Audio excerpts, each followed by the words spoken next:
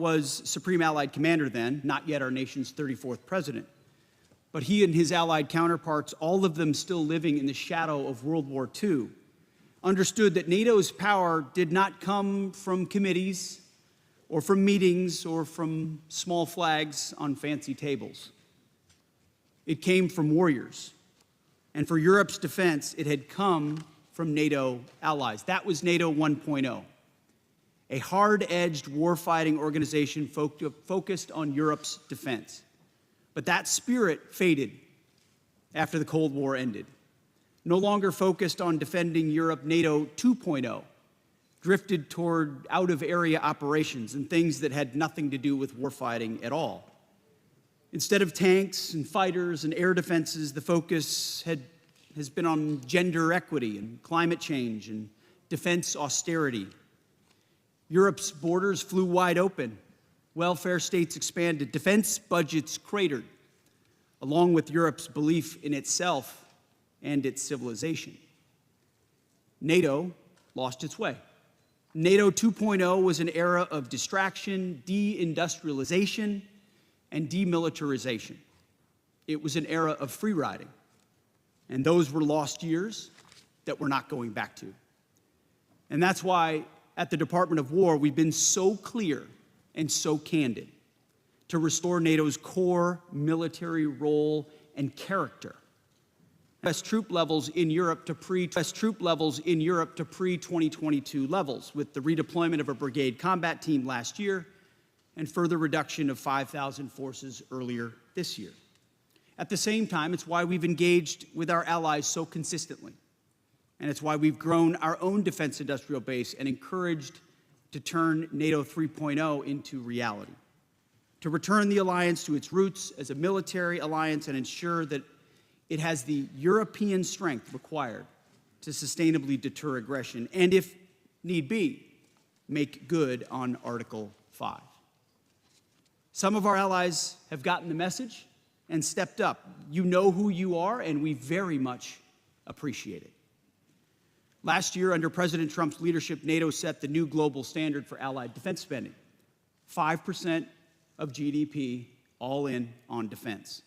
It's historic, and it's transformational. And some allies are already well on their way to meeting this ambitious target, and in some cases ahead of schedule. And as you've seen over the last 6 months, President Trump is also committed to the United States defense spending, more than $1 trillion in 2026 and a commitment of $1.5 trillion in 2027. We will lead and exceed our own NATO spending standards. And I'm personally on Capitol Hill in order to make sure we do it. It's not do as I say, it's do as we do. Some allies are also getting serious about how they're spending on their defense. In May, the Department of War told allies that we're reducing our contributions to the NATO force model. We also explained how allies can and should backfill those changes. General Grinkowitz reports that some allies have stepped up accordingly, and it's a good start. At the same time, just last month, a small group of strong allies gathered at Bergen for a conversation about focused allied defense spending on the capabilities required to defend Europe even in the event of simultaneous conflicts worldwide. Again, more serious progress. On Ukraine as well, progress. Through President Trump's Pearl Initiative, allies have taken the lead in funding support for Ukraine's defense. The Ukrainians are holding their lines even in the face of sustained Russian assaults. We said it could be done, that our allies could lead, and that it would be consistent with Ukraine's defense. It is happening, and it's a validation of President Trump's approach, an approach that will set the table for peace.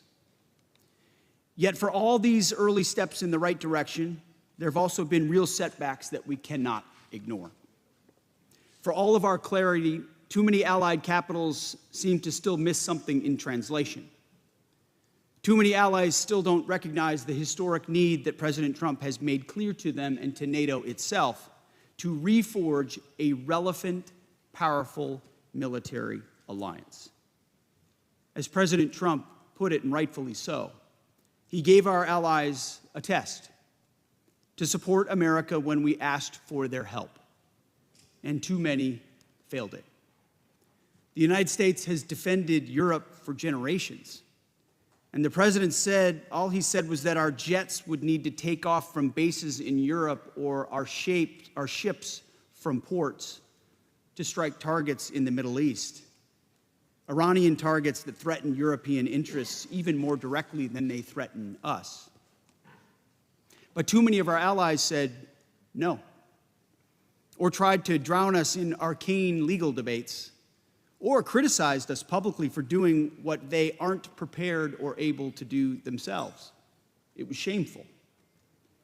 These allies, they put America's sons and daughters, our sons and daughters, at risk by denying them the predictable access, basing, and overflight that never should have been in question at all. In some cases, we had to shift capabilities from one country to another out of NATO allied countries altogether. There's no excuse for that. And that's not to mention the fact that some countries have yet to show a credible path to meeting their Hague commitments. Too much talk.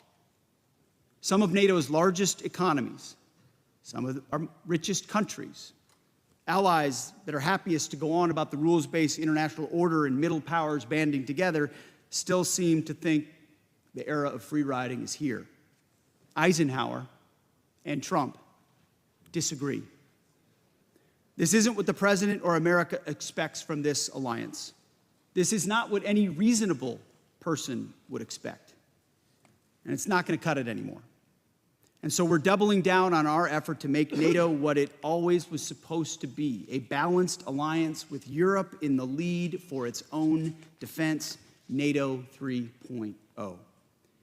And to make that a reality, I'm announcing today a 6-month Department of War review that will examine America's force posture and basing in Europe. Up to 6 months, could be less. Let's call it the NATO 3.0 review. This review will be conducted with the benefit of inputs from the United States military, from European Command. It will involve consultations with the U.S. Congress and with our allies. But make no mistake about it, this will be a real review. It will be designed to ensure that NATO is moving fast and irreversibly toward Europe leading, stepping up to take primary responsibility for the defense of Europe, stepping up to ensure our forces are postured for America's global needs, and stepping up to make sure that our access, basing, and overflight are clearly delineated and assured. Any other country would do the same. At the same time, going forward, our annual NATO dues will be contingent on other countries meeting their defense spending targets. Where other allies do not spend with urgency, our dues contributions will go down. NATO will be a two-way street. It's only common sense. America cannot care for or pay more for Europe's defense than our allies do. And this review will think outside the box. Our national defense strategy states clearly that we're going to incentivize and enable our allies to step up and do their part. So we're going to keep a close eye on allies who are not doing that and who say no, or maybe, or wait and see when it matters most. It's a review that some countries will fail and others will pass with flying colors. In the end, the review is intended to both improve U.S. force posture and basing and strengthen NATO 3.0. It's intended to be constructive, as we have always been. There are no strategic surprises here. There haven't been. I've been clear with all of you since my first remarks to this body in February of 2025. President Trump has always done the same. Our direction of travel is and has been clear. This is the right thing to do by the American people. It's the right thing to do by this alliance. Europe can and must take primary responsibility for its conventional defense as it pledged at the Hague Summit. And in the process, safeguarding Europe's defense for generations to come. We know our allies can do it, and it's time. Thank you. Thank you very much, Secretary Hegseth. Dear Pete, there's much to discuss in these sites today to further strengthen our deterrence and defense. And with that, I want to thank the media for joining us, and we will now continue shortly.